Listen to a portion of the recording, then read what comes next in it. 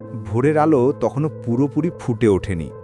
চারপাশে ঘন কুয়াশা, দূরের তালগাছগুলো ধোঁয়াটে হয়ে শুধু অবয়ব দেখাচ্ছে। গ্রামের মেঠো পথটা যেন সাদা তুলোর চাদরে মোড়া, বাতাসে হালকা ঠান্ডা।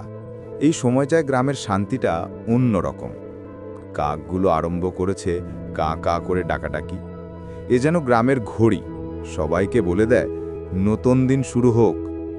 মাটির বাড়ির উঠোনে প্রদীপের আলো তখনও জ্বলছে।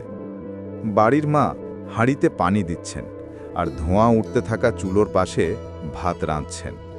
অন্যদিকে ছোট ছেলেটা কম্বলে মুড়ি দিয়ে দরজার ফাঁক দিয়ে বাইরে তাকিয়ে ভাবছে, আজকের ভোরটা যেন আর একটু দেখি। মেঠো পথ ধরে আসে দুধওয়ালা গফুর চাচা, কাঁধে বালতি, হাতে ঘণ্টা। কুয়াশার ভেতর দিয়ে তার হাঁটার দৃশ্যটা যেন সিনেমার মতো লাগে। প্রতিদিনের মতো তিনি আজও ডাক দেন। বাড়ির মেয়েরা কলসি নিয়ে বের হয়, হাসি মুখে দুধ নেয় আর গফুর চাচার সাথে দুই কথা বলে। ভোরটাকে আরও রহস্যময় করে তোলে। নদীর পাড়ে গিয়ে দেখা যায় গরুর পাল ধীরে ধীরে মাঠের দিকে যাচ্ছে। রাখাল ছেলেগুলো বাঁশি বাজিয়ে তালের ছন্দে হাঁটছে। পাশেই ছোট্ট একটি পুকুর, পুকুরের ওপর ভোরের আলো পড়ে রূপোর মতো ঝিলমিল করছে। এদিকে গ্রামের চায়ের দোকানও খুলে গেছে।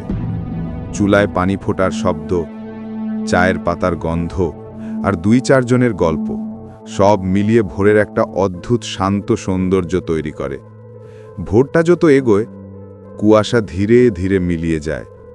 পথে দেখা যায় স্কুল পড়ুয়া বাচ্চাদের দল হাত মুখ ধুয়ে বই নিয়ে বেরোচ্ছে।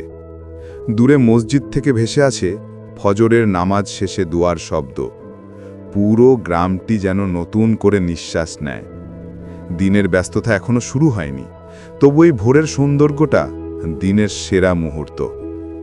এইটুকু সময় যেন শান্তির খনি, যে শান্তি শুধু গ্রামের মানুষই সত্যিকার অনুভব করতে পারে।